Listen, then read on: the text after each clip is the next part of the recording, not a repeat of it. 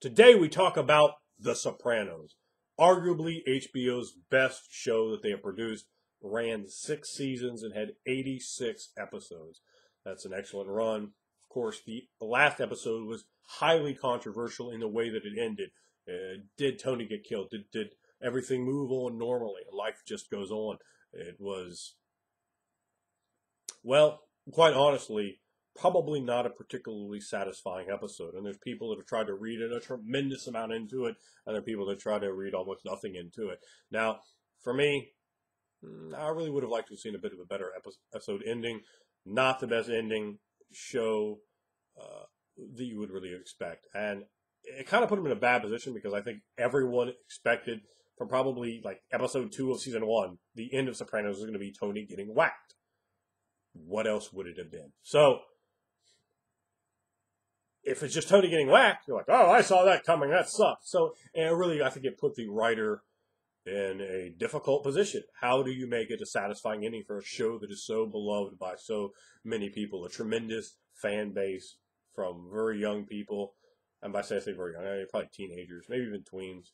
The show, by an HBO standard, is fairly accessible.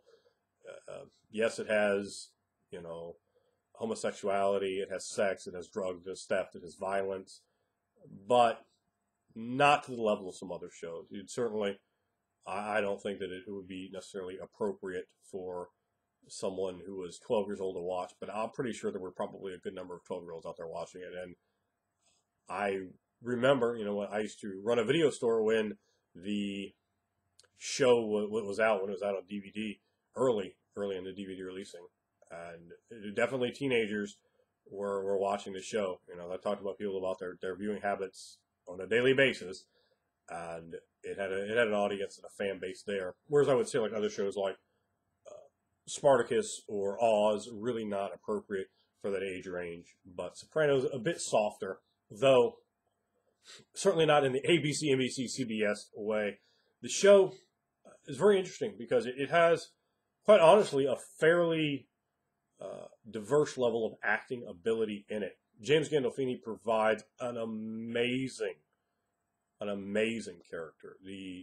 In my estimation, the best portrayal of a mobster, period. I'm not a giant fan of the movie Godfather. I know probably like 30 dislikes for saying that. I've seen it once and was like, this is the movie everyone says is the best. I've seen Scarface. I thought that was okay. Again, I've seen it once. I don't even think I finished watching Godfather 2. Again, these movies, gangster movies, never interested me. It was a genre I didn't interest. And Sopranos was on the air for years. It wasn't until I got in the video store. I think I started watching it season 3 or maybe season 4.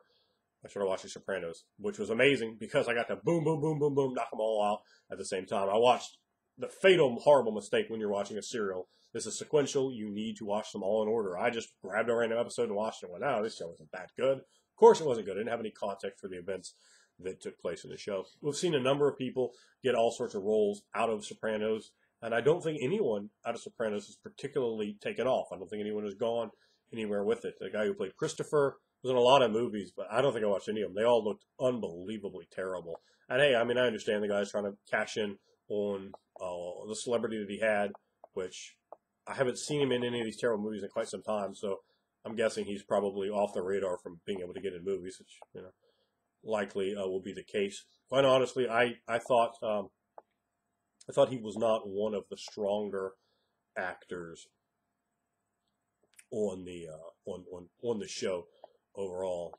James Gandolfini, I thought, did probably the best job, and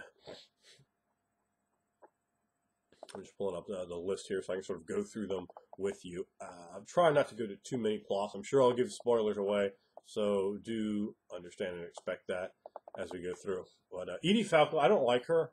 I didn't like her in Oz. I never watched Nurse Jackie because I don't like Edie Falco. I didn't like her in the show. I just don't think she's a very good actress. She kind of just plays the same thing. Seems like she's just Edie Falco. I thought her character, not her character was similar, but the way she portrayed the character was similar. For me, the talent of an actor is this character and then this completely other character over here, being able to really do different stuff. Dr. Jennifer Melfi, who was played by Lorraine Bracco, was a far better a far better female character than Camarilla Soprano. I thought, the sessions she had, it was almost like doing a soliloquy continuously with Tony Soprano, his confessional. She is his confessor in the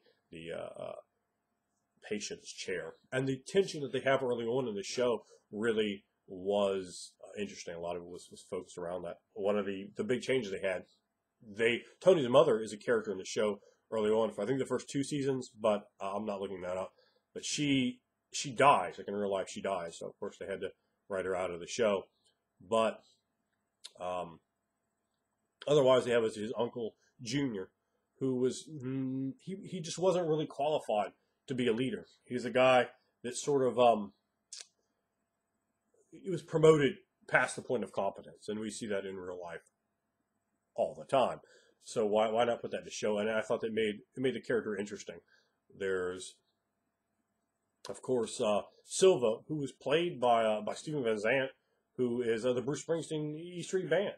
The guy's a musician, and he gives one of these great performances. Of course, the show takes place in New Jersey. I'm not sure if it's filmed there, but that's where it's supposed to be about the mafia in New Jersey. And I've spent like a month in New Jersey up there working. Apparently, there's some truth behind that. I don't know to the degree of The Sopranos, if that's really still the case, but there does seem to be some truth to the whole idea, even in the current day, to that sort of thing. Now, Paulie was played by Tony Sirico. He does a great job too. He and Silva do really just are just absolutely excellent characters who I found just add a tremendous amount to the show. Both of Tony's kids, I really Tony's whole family. I would like to every part of not the mob with his family just X completely out. His sister Janice might be the exception to that. I thought she was a pretty interesting character, but his kids, I couldn't withstand them. His wife, I had no interest in her. Like it was like, I got stuck with this. This is what the season show is going to be. So to me, when they had those kind of episodes that were more family-centric episodes, they were weaker episodes. I remember, I think it was season 5 or 4 came out, they're like, oh, this season is going to be more about the mob. Because I think they were trying to pull people in because people are like, enough with this family. Of course, Sopranos tried to go, oh, it's about the family. It's like, well, no one wants to see that. People are watching this show for the mob, for those connections, for these antics and actions from the mobsters. So, and you'll see this on a lot of shows where you have vastly better actors paired with substantially inferior actors. And quite honestly, that can be quite detrimental to a scene because it can break the viewer's immersion when you start seeing someone clearly just not able to project that suit of force of personality into a scene, which can be really problematic. Again, Christopher, another character I wasn't, I don't think from the mobsters he did that great of a job. Michael Imperioli, not my particular favorite, but the scene where Tony takes him out, he's got the baby seat in the back, and he's on the heroin and so forth. I thought was a really good scene, and the majority of the scenes on the show that are really good are right around James Gandolfini. So let's see here. The Sopranos show overall, though, it's not going to have, if you're used to like a softer type of show, like a network show, Sopranos might be a little hard to, because a lot of profanity. It has a lot of violence. There's some bits of homosexuality in it. And if any of those things are objectionable to you as a viewer, I would still give Sopranos a shot. It's not to the level of some of the HBO and Showtime shows that are, way over the top. Say like Deadwood, the level of profanity in it was continuous. Profanity was continuously used in nearly every sentence of every line in the entire show. Sopranos isn't anywhere near that level. So I think that it's a show that certainly a lot of people are going to enjoy if they've watched it. Probably the majority of people who are going to watch this review have already seen it or looking to see a little reminiscence and a trip down memory lane to see what they like. If you've seen The Sopranos before and you like it, hit me up. Let me know who your favorite character was. Let me know what you particularly enjoyed about the show. And if you didn't like it, let me know why you didn't like it. Some people didn't like it. I know it got the certain Italian anti-defamation leagues up in arms, and they're very upset about that. But having grown up Catholic, I know a lot of Italians. I never met one of them that I actually knew that didn't like it. They all liked The Sopranos. I remember watching something about Italian anti-defamation league. Where the guys, oh, it's poorly written. Which, I mean, that's just ridiculous. Like, if you're going to attack something, say, oh, well, we don't like this or that. But the show is very well written, though at times there's a bit of spotty acting in it, to be fair. That being said, Sopranos, still arguably the best show produced by HBO or Showtime or Stars or Cinemax or any of the premium channels, as all of them are now throwing their hands in there. I think, in the end, probably Game of Thrones, with another season or so, will probably edged out. Some people, of course, are going to say The Wire.